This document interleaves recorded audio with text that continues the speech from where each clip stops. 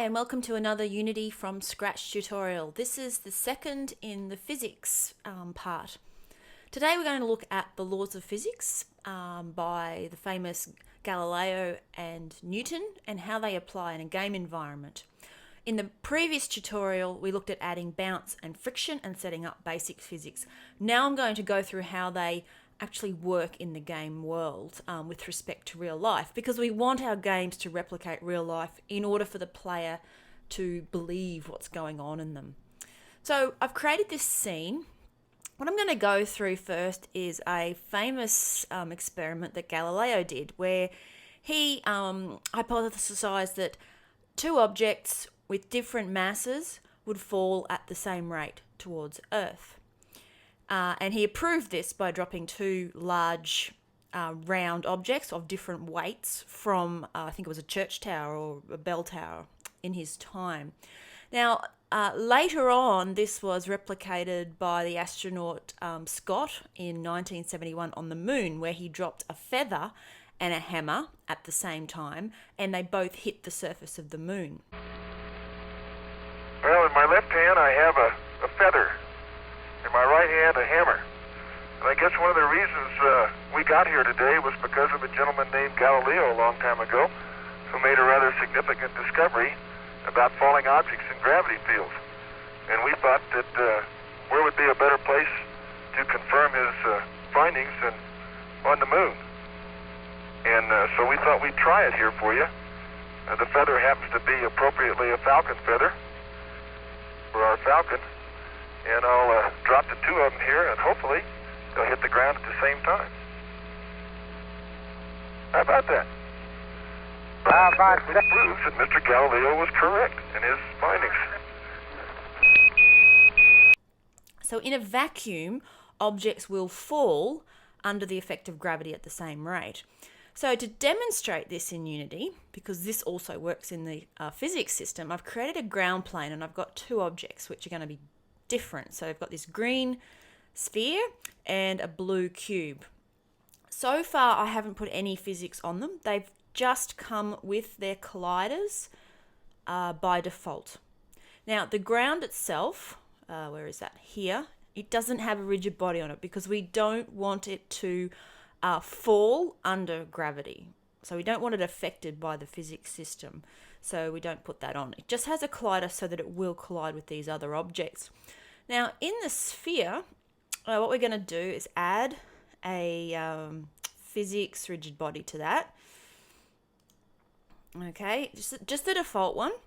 And we'll do the same thing with the cube. And then we'll press play. Right, notice they fell at exactly the same rate. Now you might be wondering, well, how do I not make them fall at the same rate? And the first thing that I see a lot of people go to is go to the rigid body and ramp up the mass. So let's make the mass of this cube huge. Okay, so we'll set it to something like that, and then we'll run again. Okay, notice how it made absolutely no difference. So this is like the hammer dropping, this is like the feather dropping. They're in a vacuum, so therefore they're going to fall at the same rate. So trying to get your physics objects to move faster in an environment, you do not increase the mass.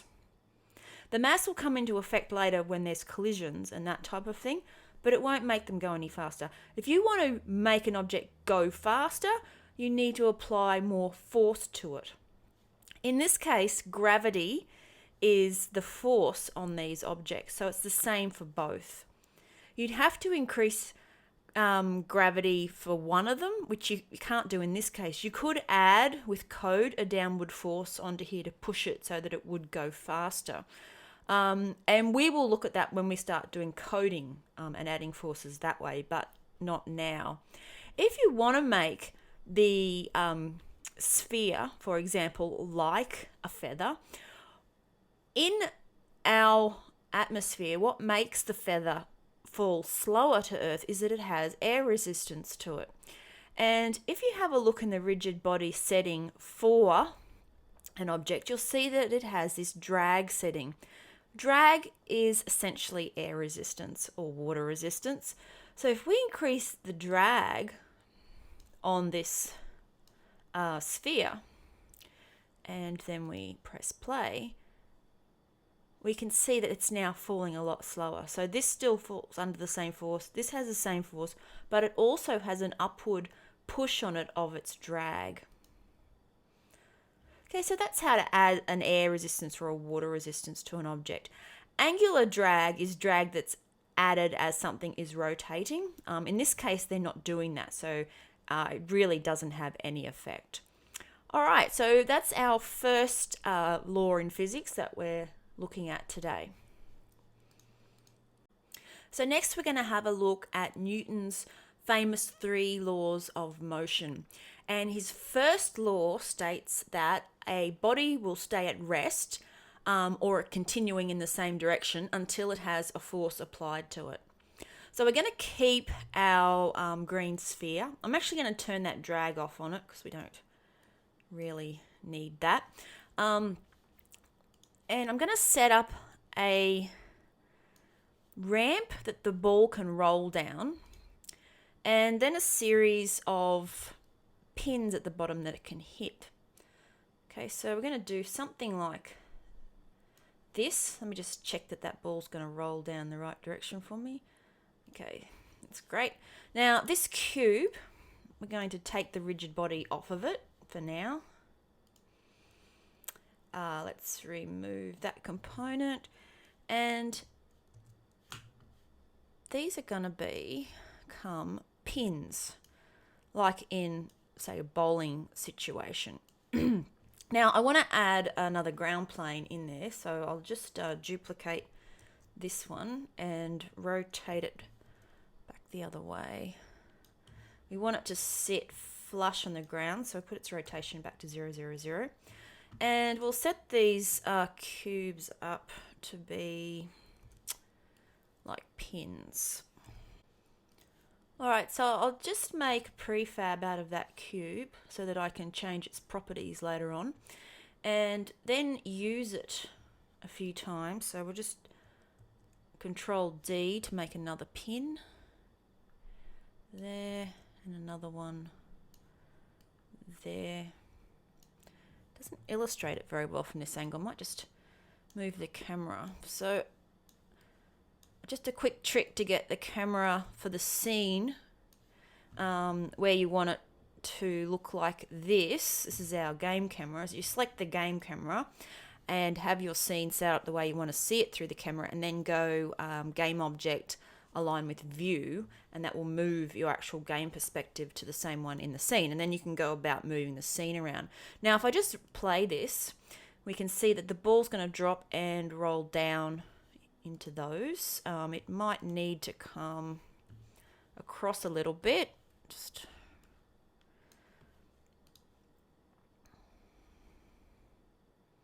great.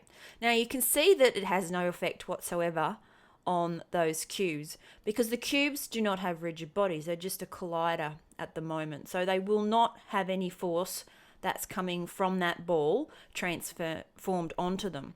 What you need to do is we'll take our prefab so that we affect all of these, and to it we're going to add a collider.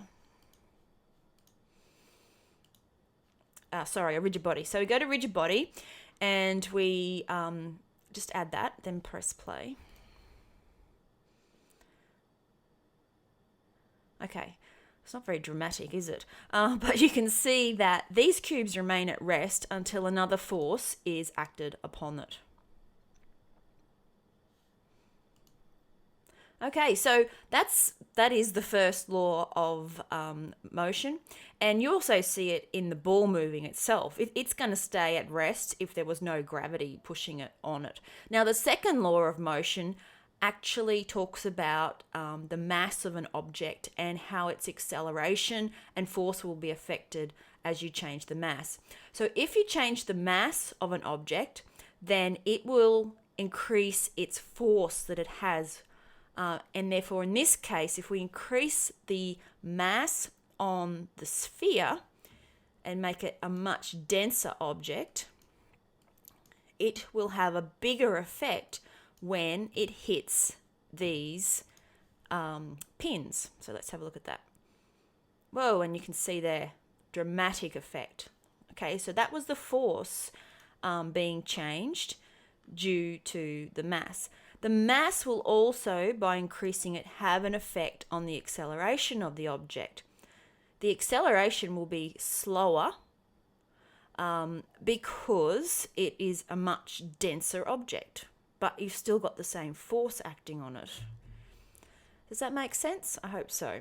So that's how we can increase the collision, the damage that happens in a collision. Finally, for Newton's third law, is that for every action there was an equal and opposite reaction, and we can already see this happening in this scene. So for the action of the ball hitting this, these objects are going to move off with the same force in the direction that they're being hit with.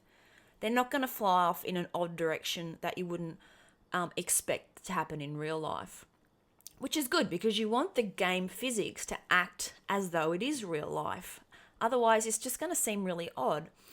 Now, if we want to make these, if we want to keep the mass of that sphere quite solid and not have such a dramatic effect on these cubes, we can change the actual density of the mass of the cubes as well. So if we increase that and we then roll a pin towards it, you can now see that they're a much denser object and therefore they kind of hold their own. And as such, some of the energy from these gets transferred back to the ball on the collision,